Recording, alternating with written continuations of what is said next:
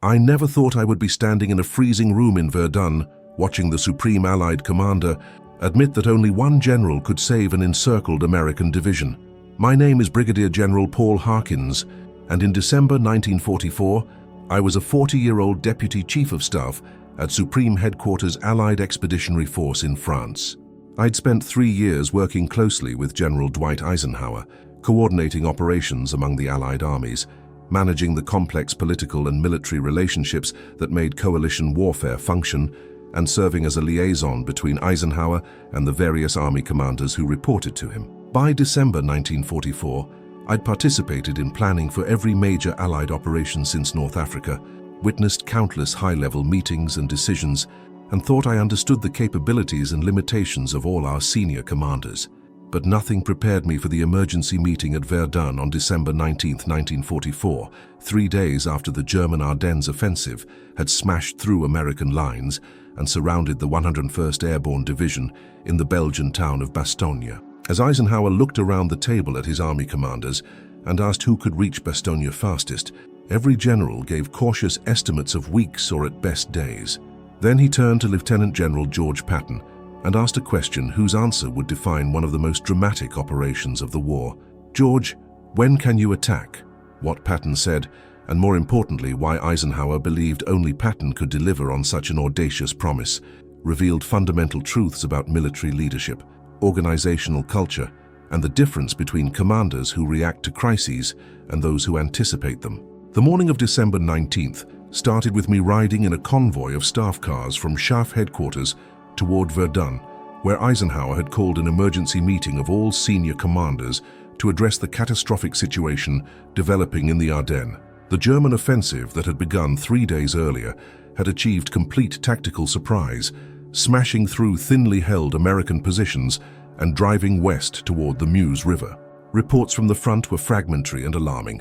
Entire regiments surrounded or destroyed, panzer columns advancing rapidly, communications disrupted, command and control breaking down. The 101st Airborne Division, hastily sent to hold the critical road junction at Bastogne, was now surrounded by German forces with no prospect of immediate relief. I was traveling with General Walter Bedell Smith, Eisenhower's Chief of Staff, who'd been working around the clock since the offensive began, trying to make sense of the chaos and coordinate Allied response. Smith was 49 years old, a brilliant staff officer who understood both the operational complexities and the political sensitivities of coalition warfare. He'd been reviewing situation reports during the entire drive, his face growing grimmer with each update. "Paul, this is going to be ugly," Smith said as we approached Verdun. "Hodge's First Army is in disarray. Bradley didn't see this coming. Montgomery is already angling to take over command of the northern sector, and we've got an entire airborne division surrounded with no clear plan to relieve them. Ike's going to have to make some very difficult decisions, and not everyone is going to like them." "What's the assessment of Bastogne's situation?" I asked. "The 101st can probably hold for a few days, maybe a week if they're lucky, and if the Germans don't commit overwhelming force to reducing the pocket," Smith replied. "But they need relief soon, and that means we need an army to attack north fast enough to break through German lines and reach them before they're overrun or forced to surrender. The question is, which army can do it, and how quickly?" We arrived at the Verdun barracks where the meeting would take place. The building was a cold, drafty French military facility that had been requisitioned for the conference. A large room had been set up with maps covering the walls and a conference table in the center. When I entered, the other attendees were already gathering.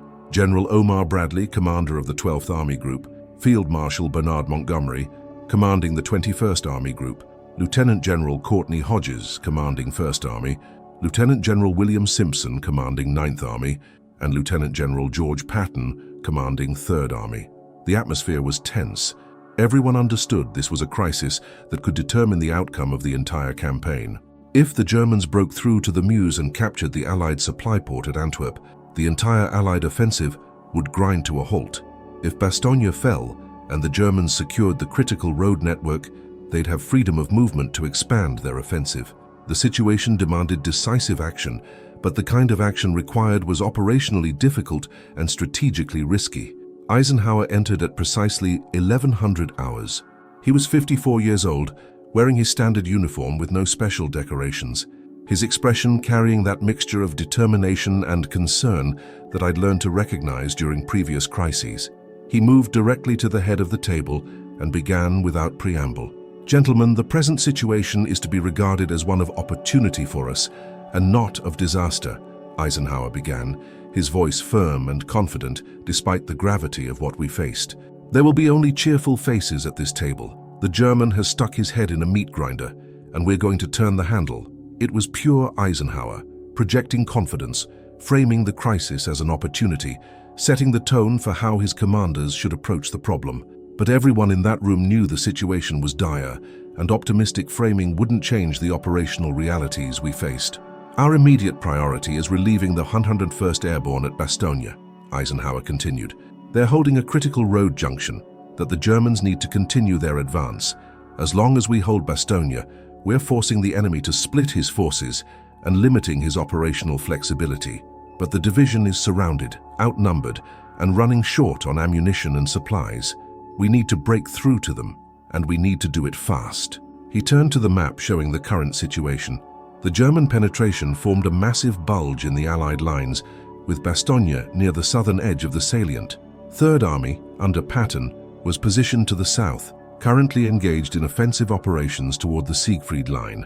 First Army, under Hodges, held the northern shoulder of the German penetration, but was disrupted and disorganized. Ninth Army, under Simpson, was farther north and not well positioned to intervene quickly. "The question is who can reach Bastogne fastest," Eisenhower said, looking around the table. "General Hodges, what's First Army's capability to counterattack south toward Bastogne?" Hodges, who looked exhausted and shaken by the disruption of his army, responded carefully. "Supreme Commander, First Army has been hit hard by the German offensive. Multiple divisions are disorganized, communications are disrupted, and we're still trying to establish a coherent defensive line along the northern shoulder of the penetration.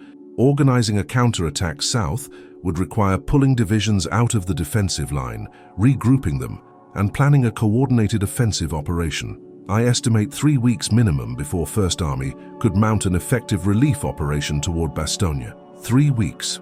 The 101st wouldn't survive 3 weeks surrounded and under attack." Eisenhower's expression didn't change, but I could see the calculation in his eyes. First Army wasn't going to be the solution.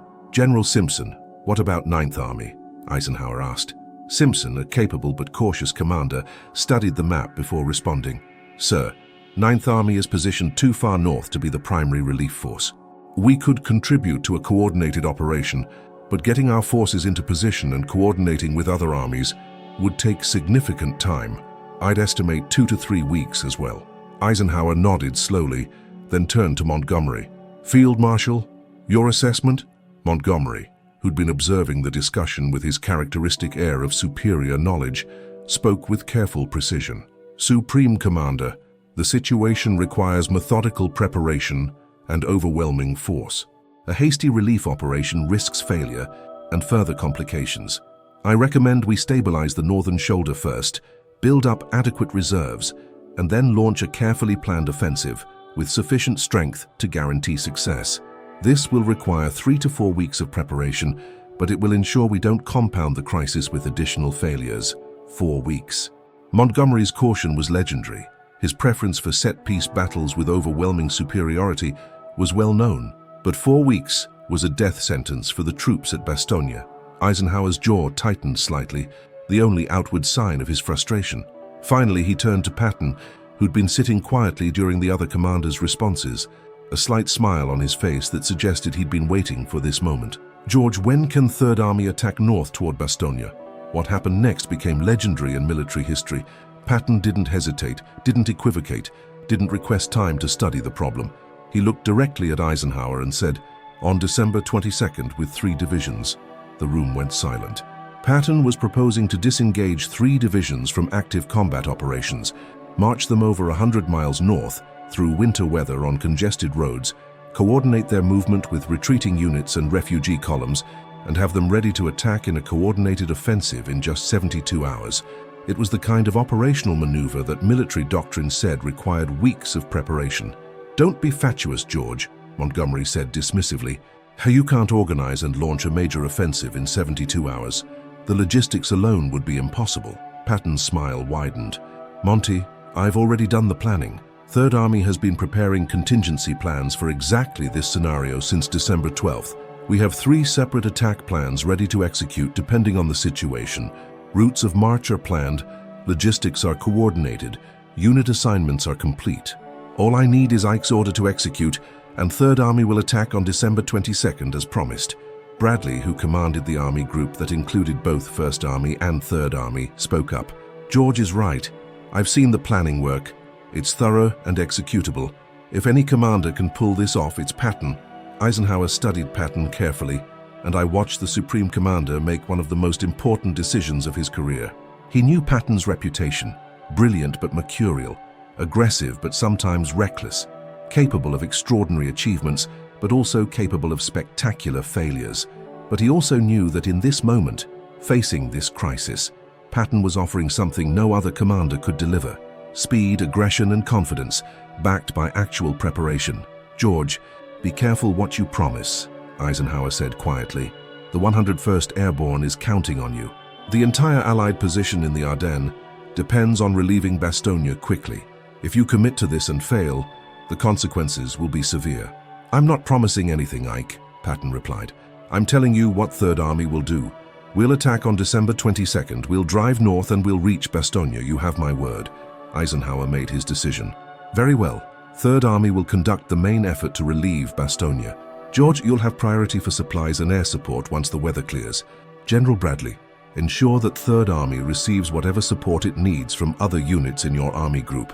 Gentlemen, we're going to turn this German offensive into their last major defeat in the West." Dismissed. As the meeting broke up, I found myself walking out with General Smith. "Bedell, why did Ike choose Patton?" I asked. "The other commanders said it couldn't be done that quickly. Montgomery thinks it's reckless. Why trust Patton with something this critical?" Smith was quiet for a moment as we walked toward our vehicles. "Paul, you've been at SHAEF long enough to understand that different commanders have different strengths. Hodges is solid and dependable, but he's been shaken by the German offensive and needs time to reorganize. Montgomery is brilliant at set-piece battles, but he's cautious and always wants more time and more resources before attacking. Simpson is capable but not positioned to respond quickly. Patton is aggressive, sometimes to the point of recklessness, but he has 3 qualities that make him uniquely suited for this mission." "What qualities?" I asked. "First, he actually prepared for this contingency," Smith said. "While every other commander was focused on their current operations and assuming the Germans were beaten, Patton was gaming out what would happen if the enemy launched a major offensive. That foresight means Third Army is ready to respond in ways other armies aren't. Second, Patton's organizational culture emphasizes speed and aggression. Third Army staff is trained to execute complex maneuvers quickly, and the units have confidence in their ability to do difficult things. When Patton says they can turn 90 degrees and attack in 72 hours, his people believe it because they've done similar things before." "And the third quality?" I asked. "The third is that Patton wants this mission," Smith replied. "He sees it as an opportunity to prove that his approach to warfare, aggressive mobile operations, is superior to the more cautious, methodical approach that Montgomery and others prefer. That desire to prove himself makes him willing to take risks and push his army harder than other commanders would. Ike knows this, and he's betting that Patton's ego and ambition will drive him to accomplish something that more cautious commanders would consider impossible." Over the next 72 hours, I watched Third Army execute one of the most impressive operational movements of World War II. 3 divisions, the 4th Armored, 26th Infantry, and 80th Infantry, disengaged from combat, marched north through winter storms, and arrived in position to attack exactly as Patton had promised. The movement was complex and difficult. Roads were clogged with retreating units and civilian refugees. Winter weather made travel treacherous, communications were challenging, and German forces were actively trying to disrupt Allied movements. But Third Army staff had planned meticulously. The units executed with discipline and determination, and Patton's personal leadership drove the operation forward through sheer force of will. On December 22nd, Third Army attacked north toward Bastogne as promised. I flew down to observe the operation and found myself at Patton's forward command post, watching as reports came in from the attacking divisions. The fighting was fierce. German resistance was determined. Casualties were heavy and progress was measured in meters rather than kilometers. But the attack continued, grinding forward through determination and aggressive leadership. Patton was in his element, moving between his command post and forward positions, visiting units under fire, pushing commanders to maintain momentum, and personally directing tactical adjustments when attacks stalled. I watched him chew out a division commander whose attack had faltered, praise a battalion that had broken through a German strongpoint, and calmly discuss logistics with his staff while artillery fire echoed in the distance. He was profane, demanding, and absolutely convinced that his army would accomplish its mission. On December 26th, just 4 days after the attack began, elements of the 4th Armored Division broke through to Bastogne, making contact with the surrounded 101st Airborne and opening a corridor for supplies and reinforcements. Patton had delivered on his promise. 3rd Army had turned 90 degrees, marched over 100 miles, fought through determined German resistance, and reached Bastogne faster than anyone except Patton himself had believed possible. I was present when Patton reported the breakthrough to Eisenhower by radio. "Ike, this is George. 4th Armored has reached Bastogne. The corridor is open. We'll expand it and continue pressing the attack. 3rd Army has accomplished its mission exactly as promised." Eisenhower's response was characteristically restrained, but clearly pleased. "Well done, George, damn well done. Continue operations to expand the relief corridor and prepare for follow-on operations to reduce the German salient." The entire Allied command recognizes 3rd Army's achievement. After the radio call ended, I asked Patton how he felt about the accomplishment. He was uncharacteristically quiet for a moment, then said something that has stayed with me for decades. "Paul, do you know why Ike asked me when I could attack instead of asking the other commanders? It wasn't because he liked me or trusted my judgment over theirs. Hell, Ike and I have had more disagreements than agreements over the past 2 years. He asked me because he knew I was the only one who'd actually prepared for this situation, and he knew that when I gave my word on a timeline, I'd move heaven and earth to meet it. The other commanders are good soldiers, competent professionals, but they think like administrators managing resources and timelines. I think like a warrior, looking for opportunities to strike the enemy. That's why 3rd Army was ready when nobody else was. Do you think the other commanders could have reached Bastogne as quickly if they'd prepared as you did?" I asked. Patton considered the question seriously. "Maybe. The operational principles aren't mysterious. What matters is organizational culture and command emphasis.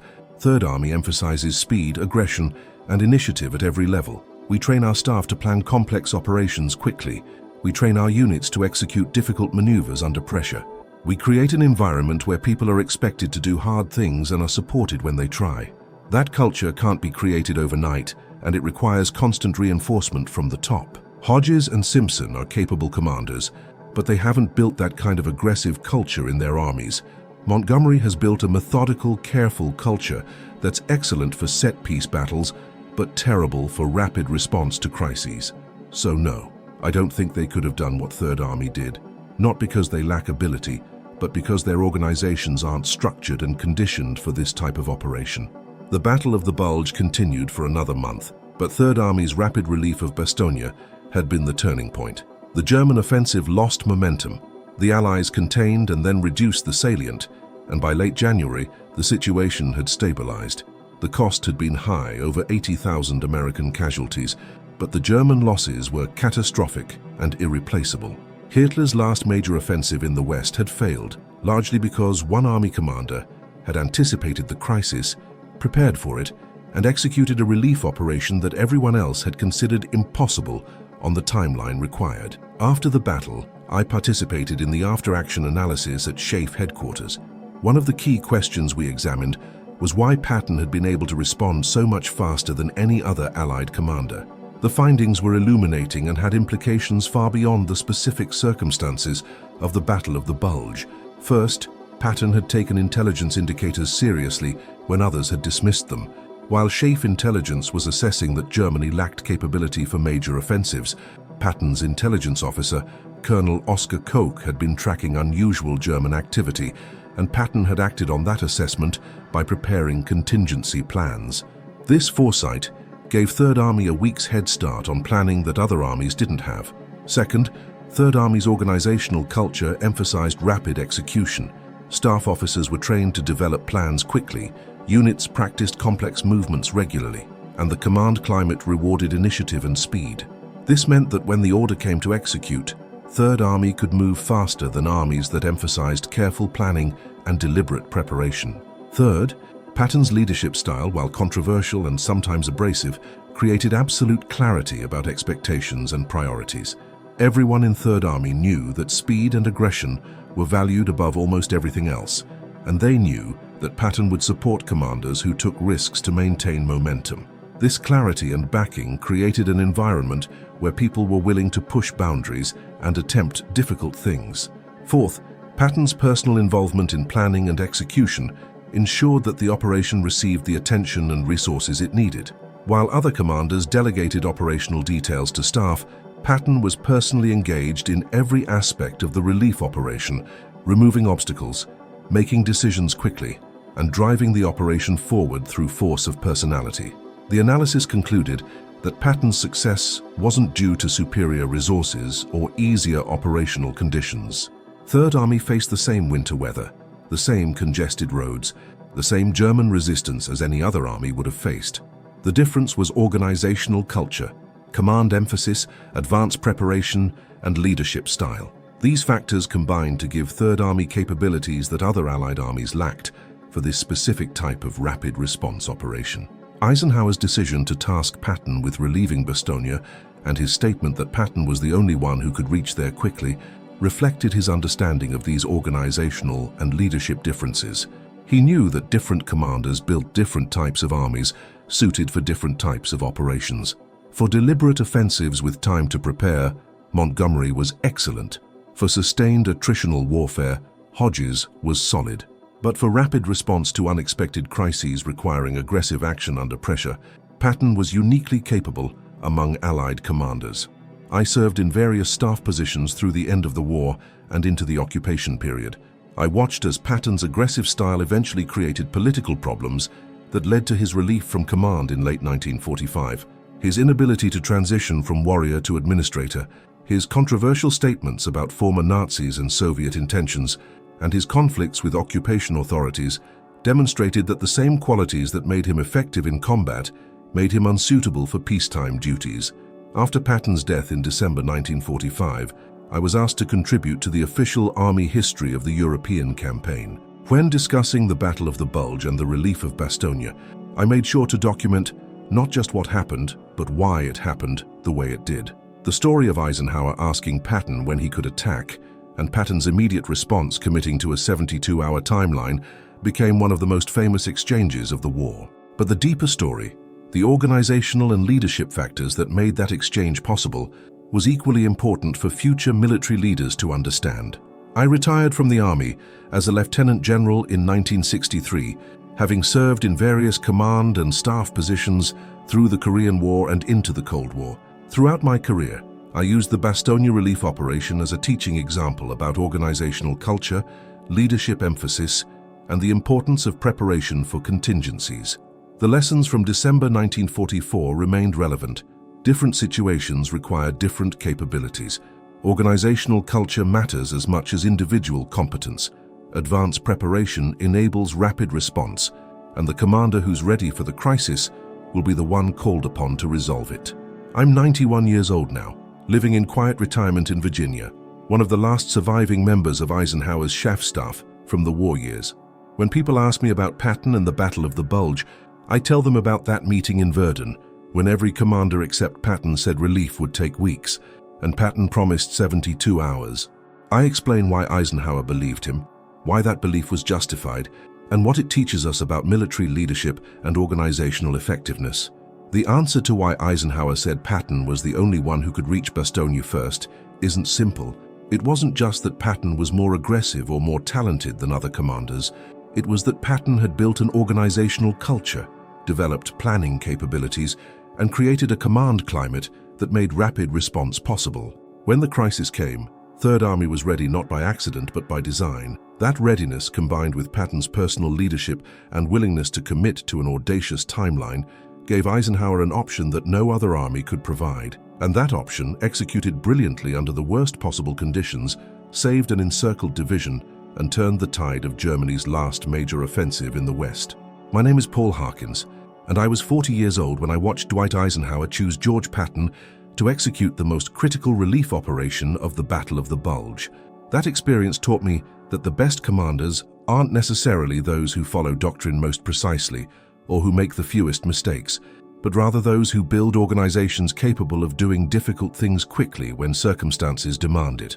Patton built such an organization, and when the moment came, he and Third Army delivered on a promise that everyone else considered impossible. That's why Eisenhower chose him, and that's why the choice proved correct.